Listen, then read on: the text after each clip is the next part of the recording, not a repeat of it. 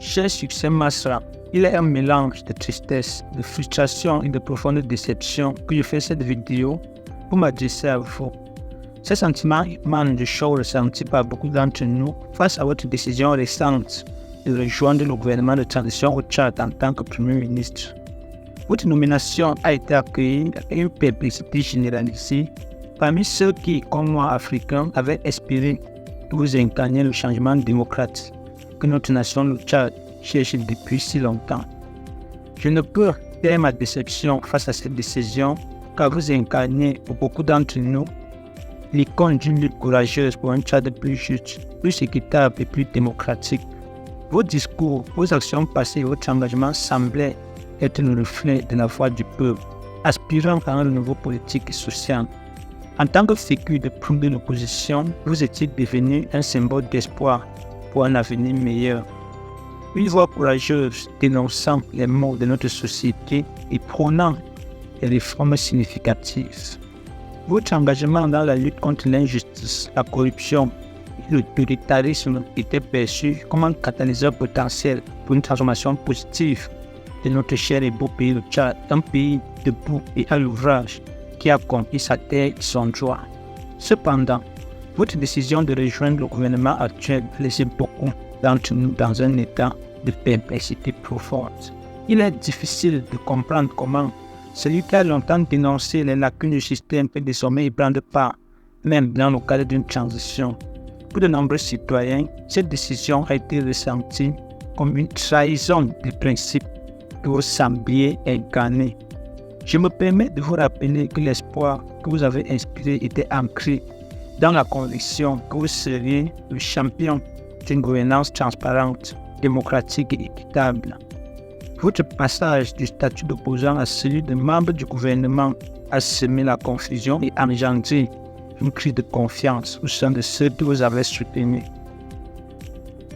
Il est compréhensible que la politique puisse être complexe et exige des compromis, mais la magnitude de votre choix exige une explication approfondie pour apaiser les préoccupations croissantes au sein de la population.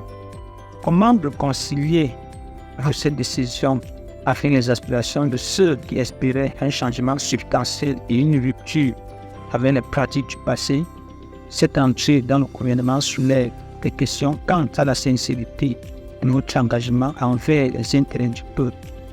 Nous avions placé notre confiance en vous en tant que figure de l'opposition, mais ce choix a ébranlé cette confiance et semé le doute quant à vos convictions et votre fidélité aux aspirations de la population tchadienne. En tant que Premier ministre, vous avez maintenant la responsabilité de démontrer par des actions tangibles votre engagement envers les intérêts du peuple tchadien. Vous êtes investi d'une tâche immense pour restaurer la confiance et pour prouver que votre entrée au gouvernement n'est pas un abandon des principes qui ont suscité l'espoir. Je vous exhorte à considérer ce message non pas comme une attaque personnelle, mais comme une expression sincère de déception d'un Africain qui croyait en votre capacité à conduire notre nation, le Tchad, vers un avenir meilleur. L'histoire nous enseigne que la politique peut être imprévisible, mais elle exige également une responsabilité et une reddition des comptes envers ceux qui ont placé leur confiance en vous. Dans l'espoir que vous comprendrez les préoccupations de ceux qui vous ont soutenu, je vous prie instamment de prendre en compte ces réflexions dans vos actions futures en tant que Premier ministre, avec mes salutations respectueuses.